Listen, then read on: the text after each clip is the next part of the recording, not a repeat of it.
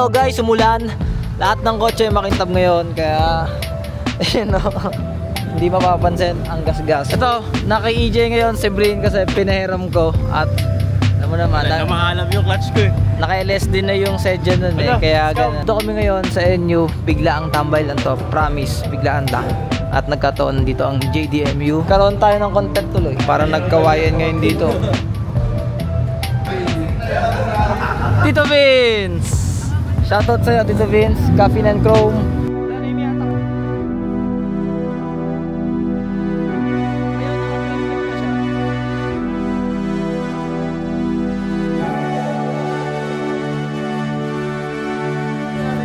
Kapitan. Ito, Horribuild. Horribuild? Bakit? Wala pala laman loob nito, no? 2 million. 2 million? 2 million. Baka mag-viral tayo dyan. 2 million car, 2 Para... million. Oh, ba't kayo nagbukas? Ang ganda ng intake box mo. Horribuild nga yan eh. Ay puta, naka-ARC pala si ano. Dito Marjorie, sa'yo ba to? Hindi, sa kanya.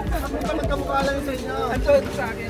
Wheelwood brakes. Andi din dito. Turuan nyo nga ako sa Honda. Ano ba talagang gusto mong project? May big body ka na. Malalason tayo pag ganun. Stick ka na sa Toyota. Para maiba ka. Kaya bubukas sa rin kaya MJ. Ito yabang. Ganda ng intake nito. Tangina, may taklob yung ano. Pinom ko yung niya. Ganda ng oil catch can, no? Yung pito ng gulong. Mayabang, pito ng gulong. Oo, saka flat bulbs yan. Oo nga, no. Kailangan mo ng screwdriver, oh, bago mo mabuksan. Ngayon na nakita nun, may ganun pala, no? Ang ganda ng pagkaka-weld. Aluminum yan, oh. Ito yung hinahanap ko. Benta mo sa akin. Kasi iba naman, wala naman isa ng dynamics. Akin na lang, sample yung nakalagay sa akin. Shopee Racing? Hindi. Hindi naman. Original. Kaso pang tignan sa engine bay. May fake kasi eh, no? Shoutout. Shoutout. Ang sarap dito. Ang sarap. Wala pa talaga alam sa ano, pero unti-unti na ako natututo. Lalo na pag nakikita ko. Sige nga, Tito Marjay. All black. Grabe tong SIR na to. Ganito pala feeling ng orig na, no? Masigip din ng SL3 no. Kahit recline ako. Ang ganda.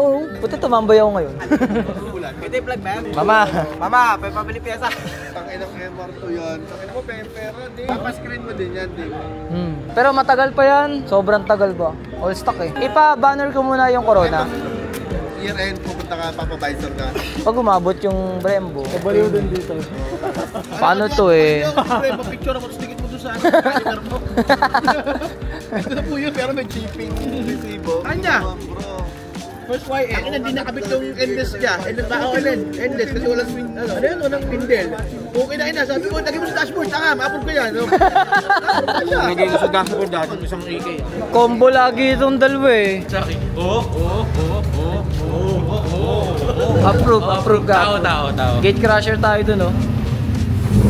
Puro Civic sila eh.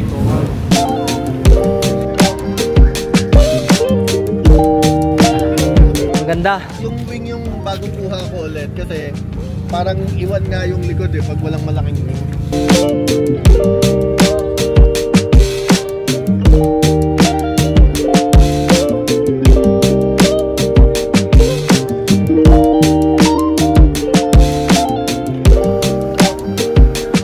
Primero. Tama ba?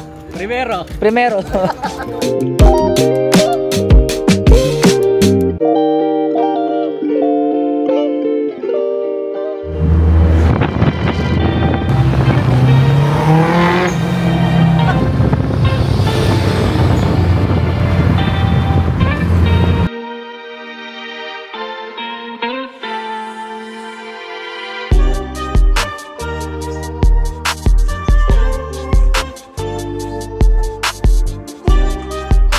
Na ako makapag-intay. Ito yung binili ko, di ba? Adapter na pang 5x114 to 5x100. Kung saan lahat ng wheels ko 15, 16, 17s, lalo na tong Technocast, malalagay ko na sa project nating MR2. Kaya ngayon, madami pa namang time, kabit na natin tong Technocast 17s na wheels dito sa MR2 natin.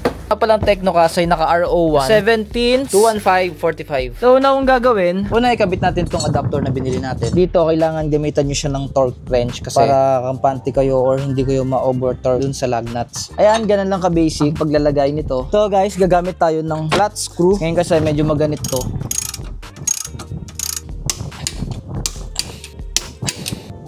Sa case natin ngayon, dahil low thread to, 5 holes naman tayo. Hindi nyo akong ibabash. Please consider this na lang muna sa ngayon kasi once na linisin ko yan, i-overhaul ko yung brake caliper, dadami ko na rin yung stud bolt. Dito na natin malalaman tamang offset, kung papantay ba siya sa fender or maganda ang stance na mangyayari dito. Oh. Ito ang nangyari. Si Tecnocast kasi, hindi siya universal yung butas niya. Kailangan makover natin yung uwang na yan kasi hindi siya papasok doon sa butas na maliit. Kaya mangyayari, tumutukod siya. Meron pa naman tayong spacer dito. Buti na lang, long stud din yung kasama sa adapter kasi makapaglagay tayo ng 12mm na spacer. Bagong problema boys kasi kahit pala yung spacer na ilalagay ko, tumutukod siya. Kaya mangyayari, mauna tong spacer bago yung adapter. Diskarte lang. Kaya ngayon, tanggal ulit tayo ng adapter. Okay guys, problem solved. Ito na talaga. Ilalagay natin yung Tecnocast dito kay Chow. At makikita na natin. Kasi, kita nyo, pantay na siya. Hindi na siya babangga dun sa dito. Medyo flush siya. Sobrang unti lang. Walls pantay oh. Hi! Ito na boys. Okay, excited na ako makabit yung lahat ng gulong nito. Pero kita nyo yung flash nyo. Tama ba yun? Ang ganda nung offset. Sakto yung 10mm na spacer. Tapos 15mm na adapter. Okay. Ang ganda ng stance nito. Sana hindi siya lumabas pag lumapat na. Sana mag-ano siya, negative camber. Or else, sa inyong gagawin ko kapag medyo flash to. Pakita ko na sa inyo yung isang piraso. So, we have 3 remaining wheels na ikakabit pa. Medyo sobra siya, boys. Medyo hindi maganda yung pagka-offset niya dito kasi babas na siya dun sa fender. Kailangan ko pa ng mas maliit na stud bolt para magkasya yung 15mm. Ito na, guys. Nakabit ko na yung sa likodan ng driver side. So, habang kinakabit ko yan, hindi talaga mapakali kasi parang hindi ko kaya mag-stick siya ng ganon na nakalabas sa fender. So, parang hindi talaga ako mapakali at gusto ko na siyang gawin ngayon. Kaya ito, I decided na putulin gamit ng grinder kung saan eksakto siya na hindi ako gagamit ng spacer. For example, ito kasi yung case dito sa passenger side sa front. Kaya siya nag-flush ng sobrang laki kasi gawa ng spacer natin doon. Na kaya naman yan nilagay dyan kasi hindi natin malalapat yung mugs na to dahil mahaba pa yung stud bolt. Tumatama dito sa may hub. Kung hindi magpapalit ng mas maliit pa na stud bolt na sa pagkakalam ko yun na yung pinakamaliit talaga. Ngayon, ang gagawin na natin, tatabasin ko siya. Ito guys yung sinasabi ko. Tinanggal ko na tong spacer.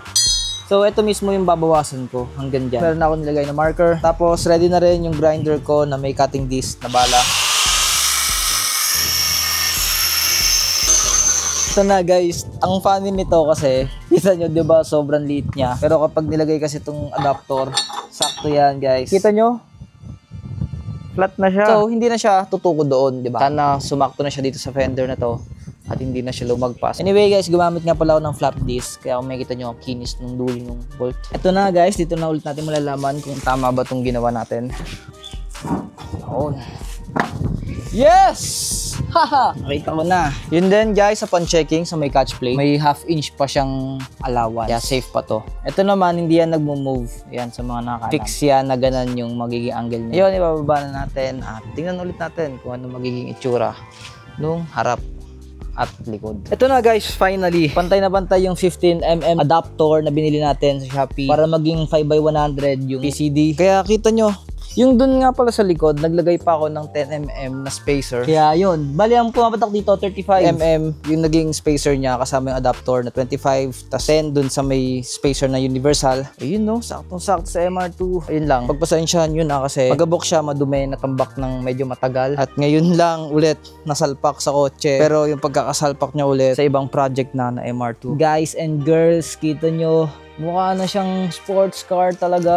So sana lang, nasa alignment siya ngayon kasi naka RO1 tayo. Kaya kung wala siya sa alignment, ang bilis mauubos nitong RO1. Well, kahit ano namang gulong, basta wala sa alignment, Yan, bilis mauubos. Yun lang ang ating project for today. And thank you once again guys sa panonood. Kung di pa kayo nakasubscribe, please subscribe to my channel. Maraming salamat at sa susunod muling video at pagpa-project itong MR2, ng Corolla, ng Corona. Maraming salamat guys. Thank you and goodbye. See you again.